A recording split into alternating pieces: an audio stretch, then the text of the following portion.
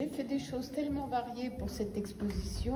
Je vais commencer par celle qui est derrière, car elle est liée à quelqu'un que j'aime beaucoup, que j'aimais beaucoup, qui est l'hommage à Sabine Weiss. Ça s'appelle Fantasmagorie autour de Sabine, ou Sabine et sa chatte Aïcha. Donc, j'ai très bien connu Sabine Weiss, et on me disait que je lui ressemblais. C'est vrai qu'on se ressemblait, simplement on avait 20 ans de différence. Et elle, c'est vraiment une grande dame de la photographie humaniste. Donc ça, c'est un hommage à Sabine.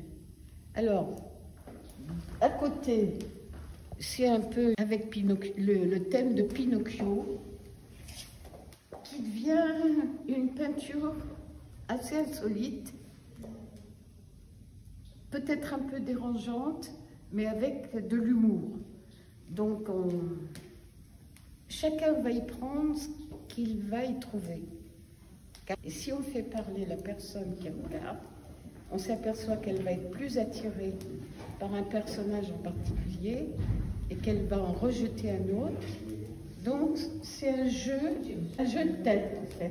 Il y a beaucoup de têtes. Alors maintenant, celle dont j'ai envie vraiment de parler, c'est la grande qui est au milieu, et qui s'appelle Les Anges Gardiens. Car, en vieillissant, j'ai une espèce de, on va dire, je deviens un peu sentimentale et consciente de la fragilité des choses et des hommes. Ce qui fait que c'est un hommage à l'humanité, c'est grandiose comme prétention, hein, où il y a des humanités, si on regarde bien, fragiles. Il y a beaucoup de fragilité dans cette peinture. Et en même temps, il y a une femme jeune et enceinte.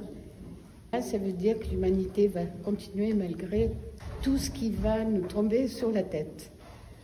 Et j'espère que les prochains enfants vont arriver à trouver la paix et un paysage, comment on va dire, un paysage harmonieux.